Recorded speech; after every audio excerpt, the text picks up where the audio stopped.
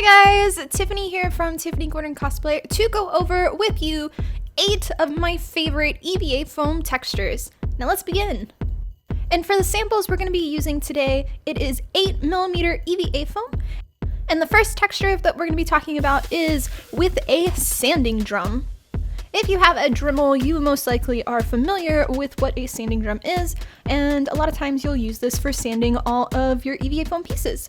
But for using it for a texture, if you just use it as a drill into your EVA foam, it can make a nice rivet texture, as well as you can make tons of nice little grits into the foam. And of course, different sizes will also give you different results. And the second one that we're going to be talking about is with a sanding stone. This can be used in the same way as a sanding drum, however it is less messy. And with this process, it's actually not going to be removing the foam, it's more going to be kind of melting it into that shape. Side note, if you are changing out your different sanding stones, they are really hot after using, so be cautious.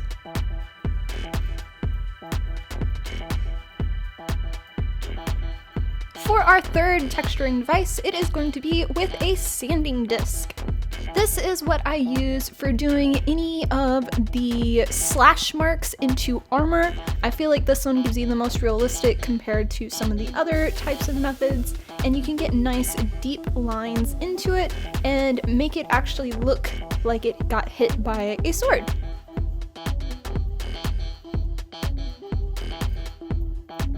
For our fourth texture, it is going to be using aluminum foil. And for this process, you will need to use a heat gun and heat up your EVA foam so it is nice and hot. And while the foam is still hot, push your crumbled up ball of tin foil into the foam. This will leave a texture that can look somewhat like leather. This is a more shallow texture, meaning if you use a heat gun afterwards, it will pop it back up to being a flat surface, so you want this to be one of the very last steps before priming and painting. For our fifth texture, it is going to be with a hot wand. And for this process, you will want to wear a respirator as well as wear goggles so that way the smoke does not go into your eyes, and be in a well-ventilated room with your windows open.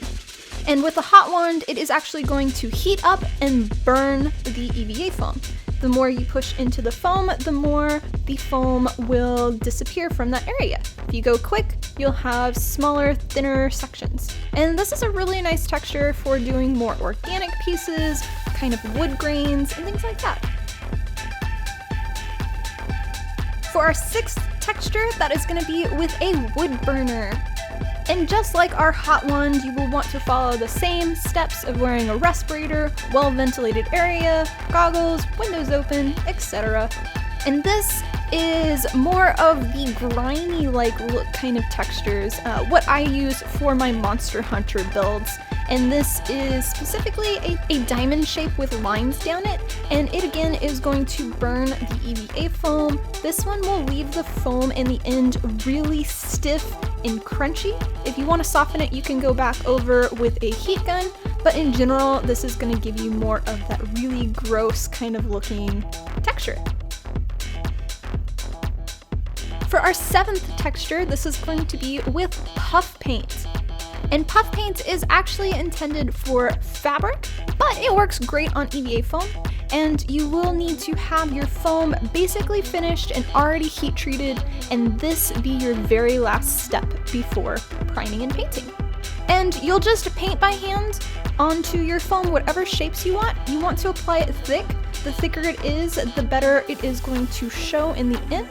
And once you're happy with your design, you will want it to dry for 24 hours. It's very important to let it dry for 24 hours because the surface may seem like it's dry, but the inside is really what you really want to cure. And if you're gonna go with Plasti-Dip on top, the Plasti-Dip will actually push it down if it is not fully dry. And I really like this method for doing more Renaissance-like type of costume builds. Specifically, I use this process for the shield I made for my Sacred Shield Charlotte costume from Final Fantasy. And for our last texture, number 8, which is with Quick Seal. And just like the puff paints, this will also need to be a very last step with your foam, with having it already heat treated before applying this. And to do this, you can just use any type of hard flat surface and just put some Quick Seal on that piece and then rub it onto your foam in whatever texture you want. You can go back also with some tin foil if you want to make it more kind of lumpy. And of course, you will want to wait 24 hours again for it to fully dry before doing any priming or painting.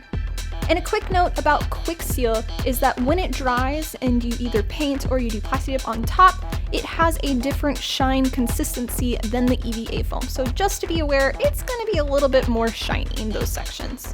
And for this texture, this was my go-to method for my Emile head from Near Replicant. And that, guys, is my 8 favorite types of textures for EVA foam. I hope you found this video helpful. Which texture is your favorite from this video? Or maybe you have your own favorite. Let me know in the comments, I'd love to hear. And like the video and subscribe to my channel, and I will see you for our next video. Much love, guys. Mwah!